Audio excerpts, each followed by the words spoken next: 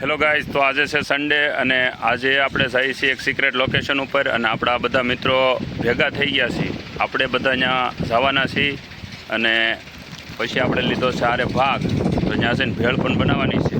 તો કયું છે એ લોકેશન જોવા માટે ગાઈઝ આપણી સાથે છે કિરણભાઈ મકવાણા ખુદ પોતે, અને પોતે ડિરેક્ટર પ્રોડ્યુસર છે અને કમબેક કરે છે આજથી પાછા.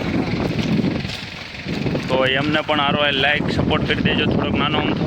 ગાઈઝ ચોમાસાના વાતાવરણમાં બેસ્ટ લોકેશન આપણે જોવાનું છે, તો મારી સાથે આ વિલોગમાં બન્યા રહેજો. અને આપણી સાથે આખી ટીમ પણ છે જે અત્યારે કુદરતી દ્રશ્યો ઉતારે છે. આપણે બધા જઈએ છીએ હવે. તો ગાઈઝ તમે જોઈ શકો છો કિરણભાઈ મકવાણાએ વિલોગ સ્ટાર્ટ કરી દીધો છે અને કેકથી ઉશીની સેલ્ફી સ્ટીક લાવ્યા હોય એવું લાગે છે. ભાઈ ટોપી પહેરીને વિડીયો બનાવે છે. તો ગાઈઝ આપણે હાલતા હાલતા પહોંચી ગયા છીએ અને અહીંયા એક મંદિર છે વચ્ચે, એ હું બતાવું છું તમને, તો જોઈ લો.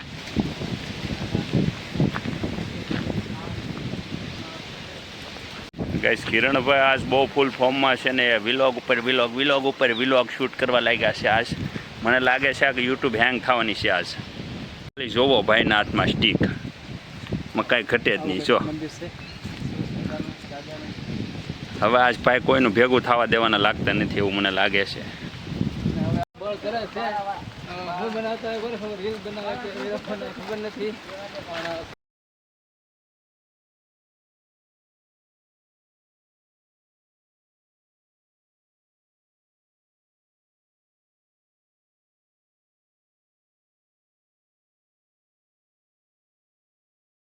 વરસાદના કારણે વાતાવરણ એટલું મસ્ત થઈ ગયું છે, તમે જુઓ ખાલી.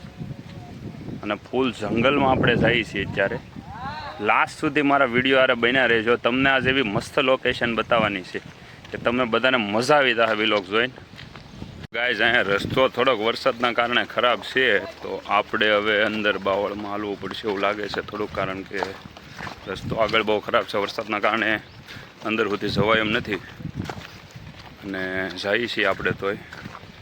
અને કિરણભાઈ ખબર નહીં શું કરે છે. કિરણભાઈ આજ પહેલી વાર સેલ્ફી સ્ટીક ભાળી જવું એવું લાગે છે અને ભાઈ ઉતારે છે વિલોગ આજ આપણો, તો ભાઈને સપોર્ટ કરી દેજો. તો ગાઈસ તમે વરસાદના કારણે રસ્તો થોડો ખરાબ છે અને તેમ છતાં પણ આપણે જઈએ છીએ. તકલીફો થોડીક પડે છે હાલવામાં. 2 કિલોમીટર જેવું ચાલી જઈશું આપણે. પણ તમે લોકેશન એકવાર મારી પાછળ જુઓ તો તમે જંગલની વચ્ચેથી જ્યારે જતા હોય અને જે મજા આવતી હોય. આજ આપણને નીલગાય જોવા નથી મળી, બાકી નીલગાય તમને જોવા મળી જાય. પછી અમુક બીજા જંગલી જાનવરો પણ તમને અહીંયા જોવા મળી જાય. સિંહ દીપડાનો એટલો બધો ત્રાસ નથી, પણ ઓકેશનલી ક્યારેક જોવા મળી જાય તો મળી જાય. પણ આમ તમે લોકેશન એકવાર જુઓ. હવે આટલા ખરાબ રસ્તેથી આપણે જ્યારે મુખ્ય લોકેશન ઉપર પહોંચશું ત્યારે એ મુખ્ય લોકેશનનો નજારો તમે જોજો એકવાર. ગાઈસ આપણે લોકેશન જ્યાં પહોંચવાના તેની ખૂબ નજીક પહોંચી ગયા છીએ અને આ એક એવી જગ્યા છે જે લગભગ ક્યારેક જ તે કોઈ માણસોએ જોઈ છે. બાકી તમે લોકેશન એકવાર જોઈને આવો તો હું તમને બતાવું છું. આપણા કિરણભાઈ કોને ખબર કઈ શુકનમાં સ્ટીક લઈ આવ્યા એ વિલોગની ઓકે કહી નાખેલી છે. તો ગાઈસ તમને કદાચ અહીંથી પેલી ધજા દેખાતી છે, ત્યાં આપણે જવાનું છે. વચ્ચે આ કિરણભાઈ છે એ ઘોંકા મારે છે અને આ લોકેશન છે.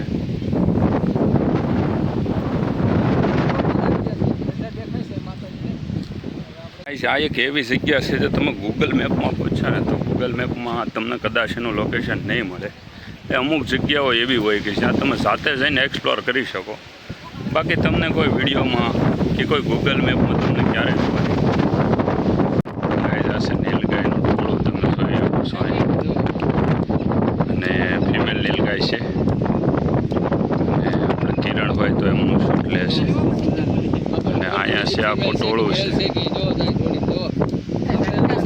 થોડીક જ મિનિટોમાં આપણે પહોંચી જવાના છીએ આપણી લોકેશન ઉપર. તો તમે વિડીયો ઠેઠ સુધી બન્યા રહેજો. વિડીયો બસ 1-2 મિનિટનો રસ્તો છે, હવે આપણે હમણાં પહોંચી જઈશું. તો ગાઈઝ આજે તમને સામે દેખાય છે આપણે વાત કરી હતી લોકેશન ઉપર આપણે પહોંચી ગયા છીએ. મહેમાન પણ છે અને મામા પણ છે, જ્યાં તો આપણે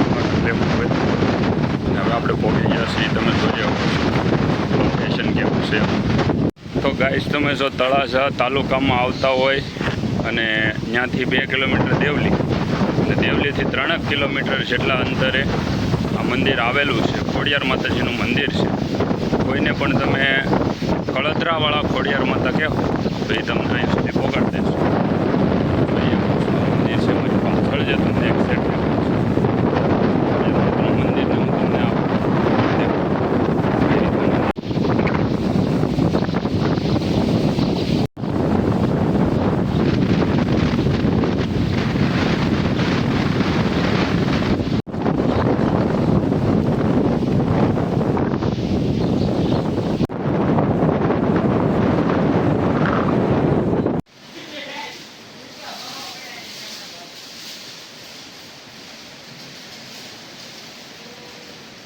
રખડો વિલોગ જોવા માટે મારી યુટ્યુબ ચેનલને જો તમે સબસ્ક્રાઈબ ન કરી હોય તો સબસ્ક્રાઈબ કરી લેજો. અને હવે આપણે સીધા મળશું કોઈ નેક્સ્ટ એવી અનલોન લોકેશન ઉપર કે જે તમને ગૂગલ મેપ ઉપર જોવા નહીં મળે. અને તમારી આજુબાજુમાં જો કોઈ આવી જગ્યાઓ હોય તો કમેન્ટ કરી દેજો અને આપણે જગ્યાનો વિલોગ બનાવશું.